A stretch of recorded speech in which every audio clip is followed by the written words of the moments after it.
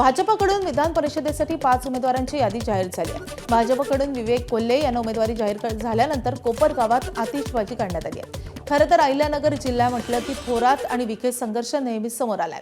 2019च्या विधानसभा निवडणुकीत भाजपच्या स्नेहलता कोल्हे यांचा अल्पमताने पराभव झाला आणि या पराभवासाठी स्नेहलता कोल्हे यांनी थेट विखे यांना जबाबदार धरत पक्षश्रेष्ठींकडे तक्रार देखील केली। मात्र गेल्या काही वर्षात या संघर्षात उडी मारली ती युवा नेते विवेक कोल्हे यांनी। विखे यांचा बालेकिल्ला असलेल्या राहता विधानसभा मतदारसंघातील गणेश सहकारी साखर कारखाना निवडणुकीत काँग्रेस नेते बाळासाहेब थोरात यांची साथ घेत विवेक कोल्हे यांनी विखे यांच्या पॅनलचा पराभव केला। 2024च्या निवडणुकीत जागा वाटपात कोपरगाव विधानसभा मतदारसंघ राष्ट्रवादी अजित पवार गटाकडे गेला आणि सर्वांचं लक्ष लागलं ते विवेक कोल्हे यांच्या भूमिकेकडे। या दरम्यान भाजपच्या वरिष्ठ नेत्यांसह खुद्द देवेंद्र फडणवीस यांनी कोल्हे यांच्या निवासस्थानी जात त्यांची भेट घेतली आणि त्यांना राजकीय पुनर्वसनाचा शब्द देखील दिला।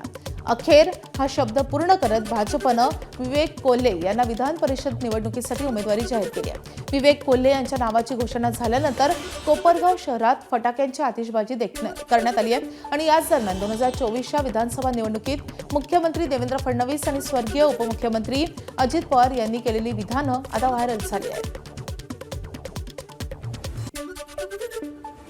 आम्ही कायम कोल्हे कुटुंबियांसोबत आहोत। विशेषतः मला या गोष्टीचा आनंद आहे की विवेक कोल्हेच्या रूपानं नवीन पिढीचा, नव्या दमाचा, तरुण तडफदार अशा प्रकारचा नेता आता उदयाला आलेला आहे।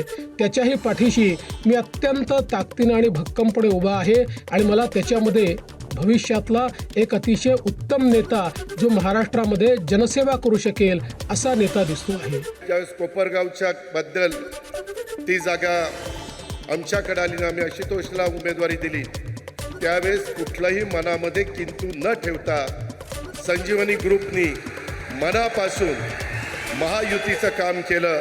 त्याबद्दल तुम्हाला सगळ्यांना लाख लाख धन्यवाद देतो, तुमचे लाख लाख आभार मानतो। आत्ताच येताना आम्हाला अमित शाह साहेब विचारत होते, मी एवढीच हिंट तुम्हाला देखवतो, तुमच्या मनामध्ये जे आहे ते शहासाहेबांच्याही मनामध्ये आहे, एवढंच मी सांगतो। त्याच्यापेक्षा जास्त त्याबद्दल काही बोलत नाही। एबीपी माझा, उघडा डोळे बघा नीट।